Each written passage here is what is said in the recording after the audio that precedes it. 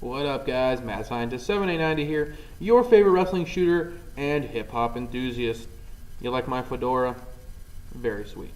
Now, I'm not going to come on here like some people. There's quite a few YWC shooters that want to come on here and take advantage and strike while the iron's hot and talk about Coney 2012.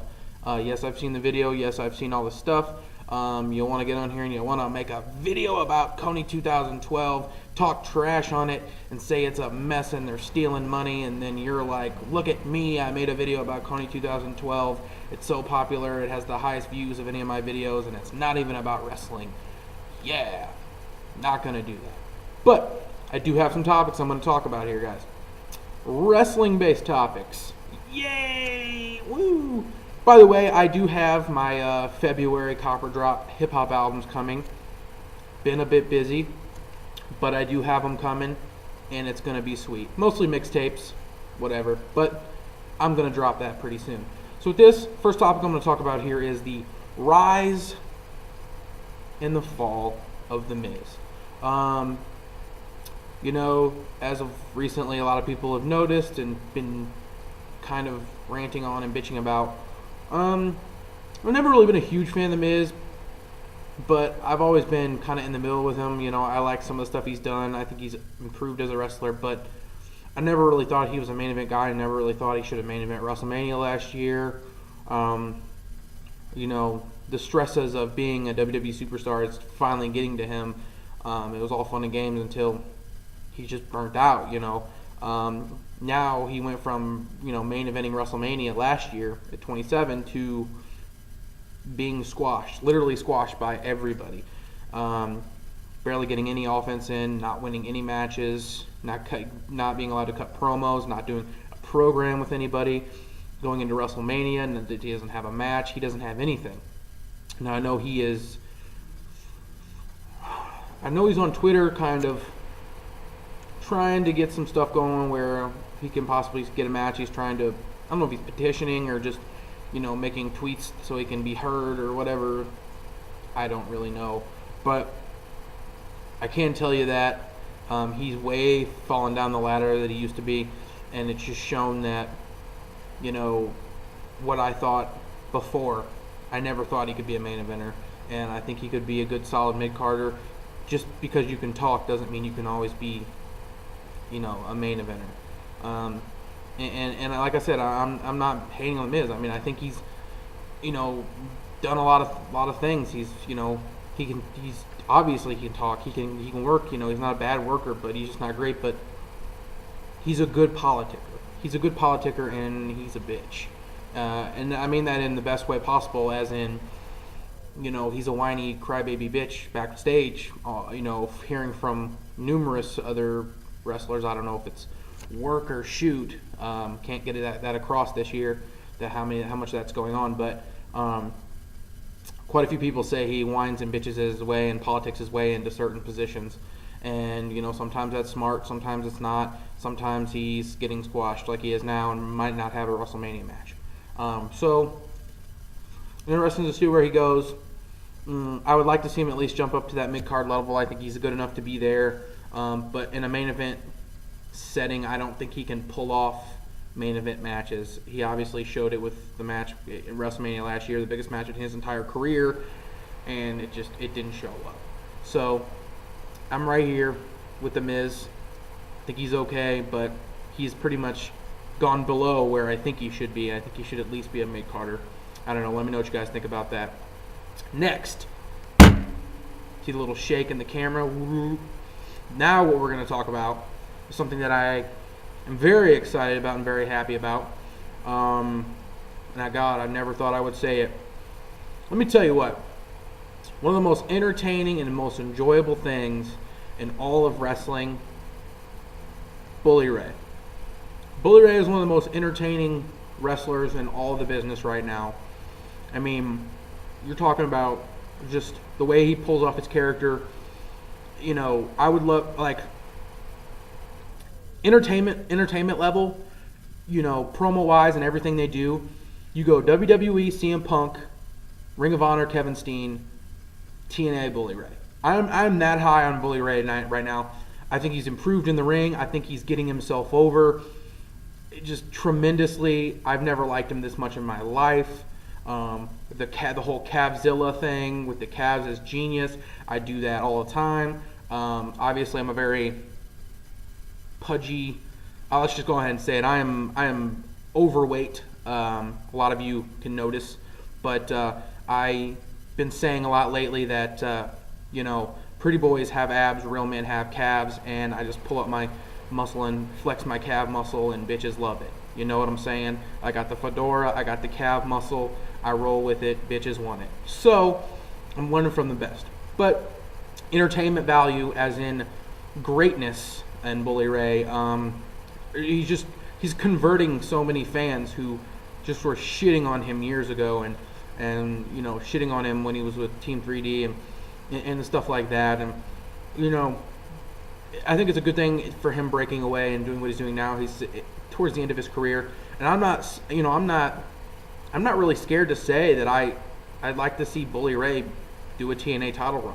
I mean, I think people would bitch about it and complain about it and be like, Bully Ray, oh, that's fucking retarded, blah blah blah blah. He doesn't deserve it, and that would suck, and TNA would suck. I don't think it would suck. I think with some of the guys that they've allowed to have the title beforehand, who were in their 50s and 40s and can barely carry a main event. I mean, I think Bully Ray can carry a main event as a heel and do the heel tactics and make it entertaining. I mean, he's had great matches with AJ Styles. He's had some of the best singles matches he's had in his career, and his whole character just rolling together in one, to me, it's just bloomed and become one of the most entertaining things I've seen in wrestling in a long time.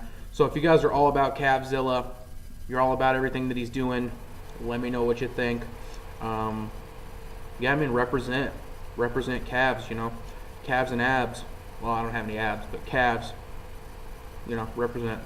All right, final thing I'm going to talk about here.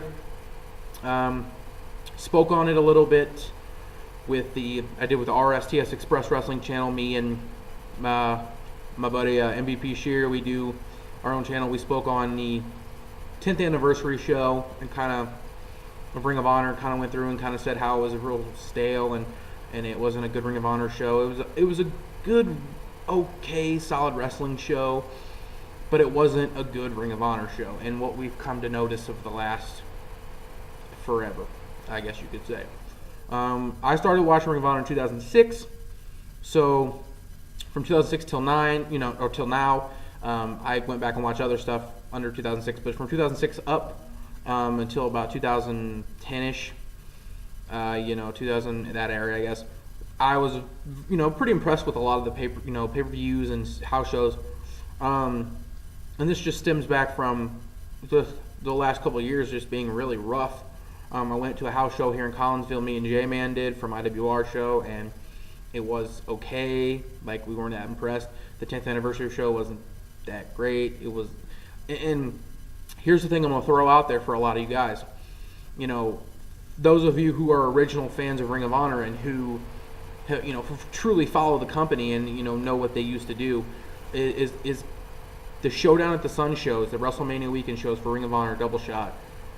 Is that going to be like a last straw for you being like, they're not what they used to be? Can they still provide, those great shows? Because, even their final battles and, last year was Best in the World had, the one main event match. They haven't had, to me as a fan, that they're not living up to their standards.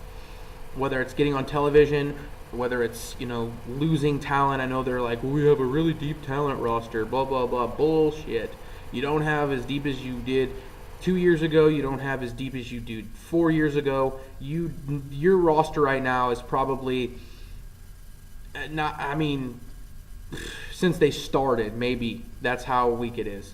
Like, it's just not good enough to provide the whole show where you're saying we are wrestling and we can provide great matches throughout, because the storylines are not there. The only storyline I really can think of is Kevin Steen being a freaking god. That's the only thing I can think of. Davey Richards and doing his MMA ambition thing, which is just terrible, in my opinion. But I mean, is this the last straw? Do these Showdown at the Sun shows, do they have to be that damn good, or you're going to lose faith? Because I'm really on the fence with Ring of Honor right now. I want to continue to follow them, and I will, no matter what, because I always follow everything. Even when I was hating TNA, I kept following the stuff they did because, you know, I'm a wrestling fan. I just follow the stuff. But, you know, are you going to care? Are you going to care what they're doing? You know, and their TV product, it is, you know, not as good as what we were thinking. So I'm a bit concerned as a loyal Ring of Honor fan who's been a fan for several years. I'm really looking forward to these Showdown at the Sun shows. I had this conversation with MVP Shear. He seems to think this is going to be, you know, these shows are going to be not going to be good as the Dragon Gate USA shows. And I'm finding it really hard to disagree with him. You know, I'm not really a mark for Ring of Honor, but, you know, it's just finding it hard. And I don't know. It's just, to me, I just feel like these shows have to show up.